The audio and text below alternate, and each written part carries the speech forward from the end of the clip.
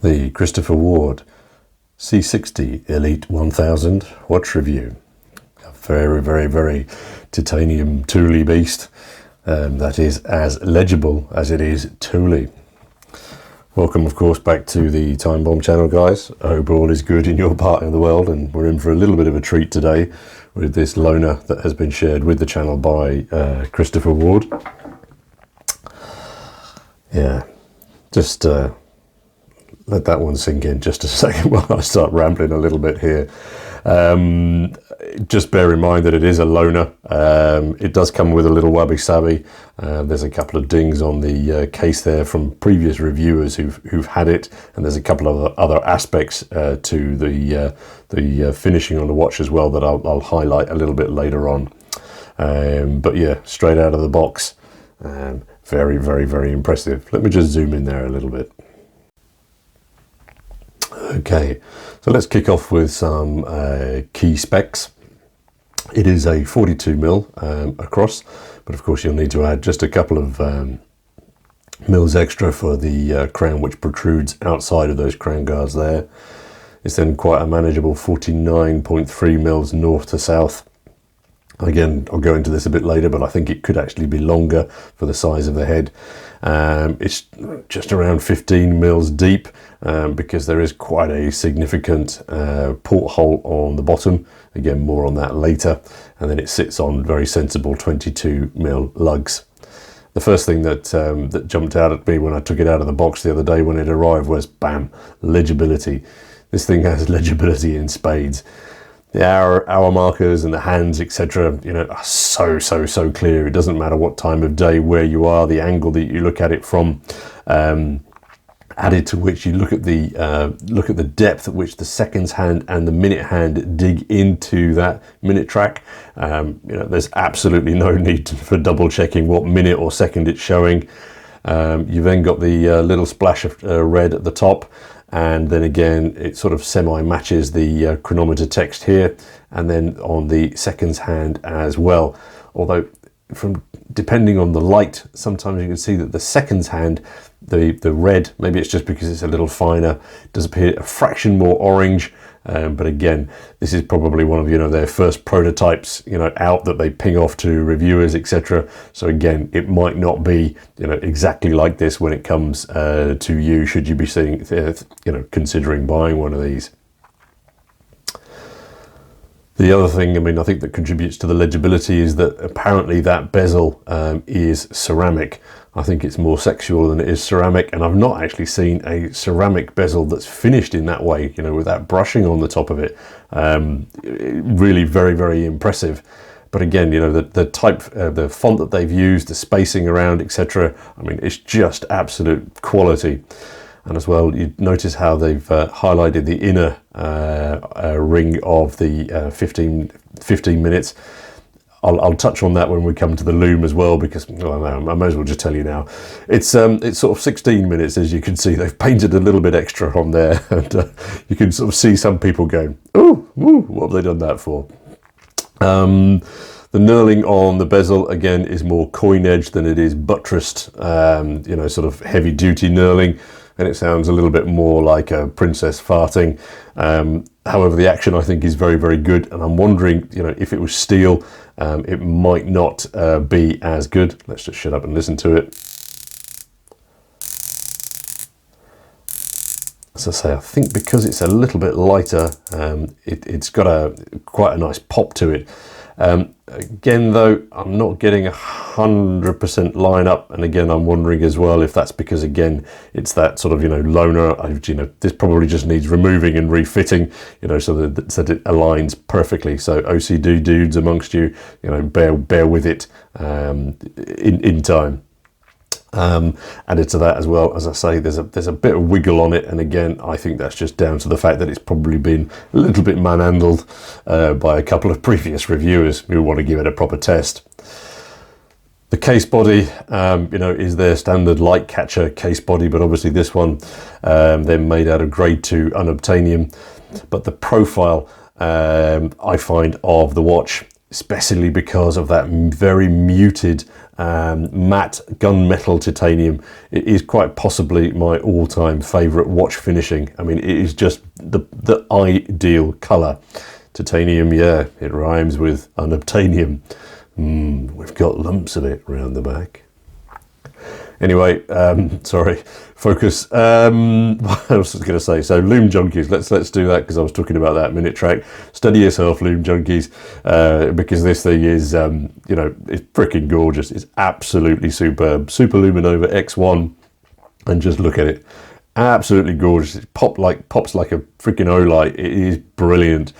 And again, you can then see highlighted the lume on that 15-minute scale. Really, really, really, really nice. While I just try to gather my thoughts and concentrate, I wanted to highlight as well, there you can see, you know, how some of the previous reviewers have given it a little bit of heavy love. You can just see, you know, I'll pop up some close-up shots because it'll be better.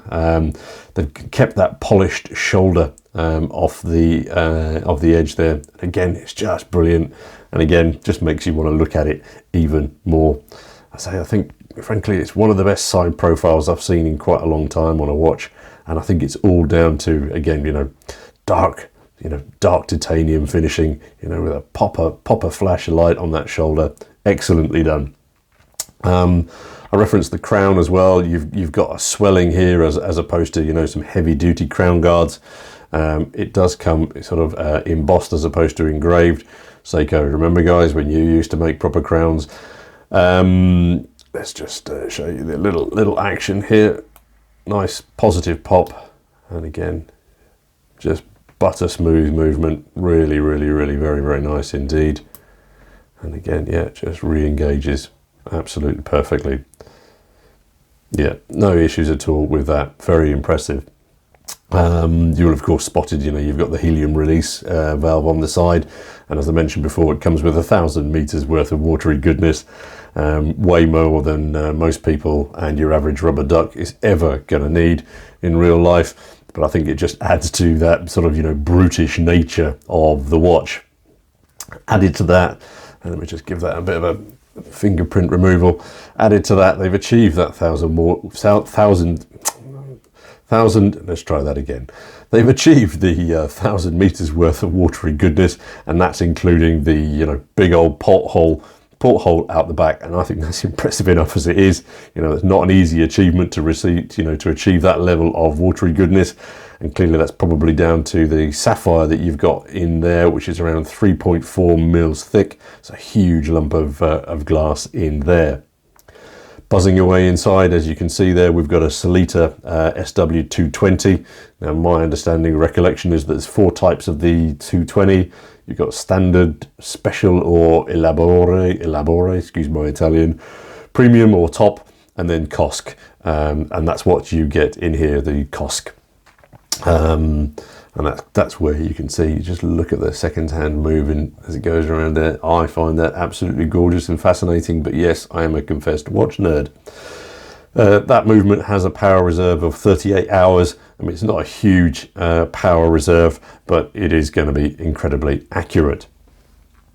What else? So yeah, come back to the dial just before the hands move around. You notice the Chris Ward logo just under the 12 there, the twin flags. It is muted, so again, nice and subtle.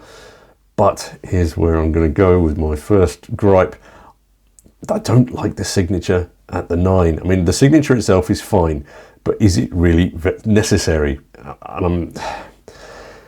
And what I think by that is because they muted out the twin flags at the top, it almost leaves a gap then at the 9. Okay, so you've got your text at the 6 and your date window at the 3, and I think they've almost included it because there's this big gap there. I can't help but thinking if it would, you know, look much better without it, or, you know, put the Chris Ward at the top, or I don't know. I just think it looks a little bit wrong. Again, it's personal choice, of course, and many people, you know, might think that symmetry, you know, adds and contributes to the overall good looks of the watch.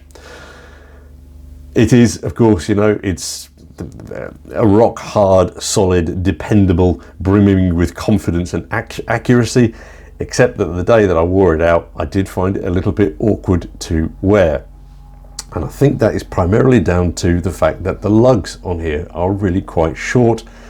And if you look how they don't even get close to coming to the bottom of that porthole. Very, very deep dish belly on this watch.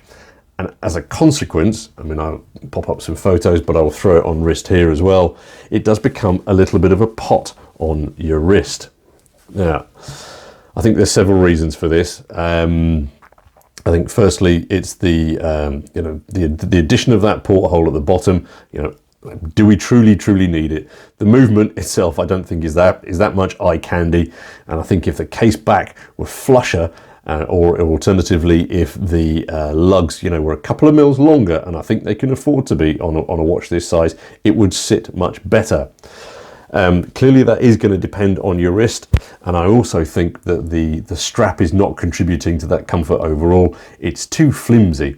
Now, they didn't send me the titanium bracelet, and that's where I think there's going to be another significant change here, because if you look at the photo that I'm just going to pop up here, it's got a long male end link on that titanium bracelet, and I think that's just going to extend the wrist print out enough to make it hug your wrist better.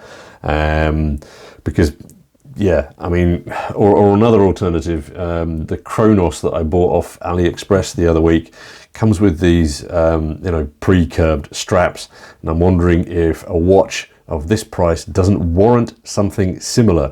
You add those pre-curved ends into that, and then it just allows the watch to form better to your wrist. Again, as I say, it's going to depend on your wrist size, and it's going to depend if you wear it on that titanium bracelet as well. So yeah, just reporting my feedback on it.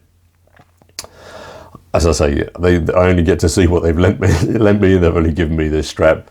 I think this strap works perfectly on the little cousins, the 300s, but on this one, I just think it's a little bit insubstantial. It's the second version of the Elite, I believe. The first one was a limited run, and as usual with their limiteds, it's sold out almost immediately. So this one is then on pre-order for early next year. I think it's around £1,300. So it's sort of like that step up from in the world of wine. The Trident 300, let's call it, your Merlot or your what's that other one? Anyway, it doesn't matter.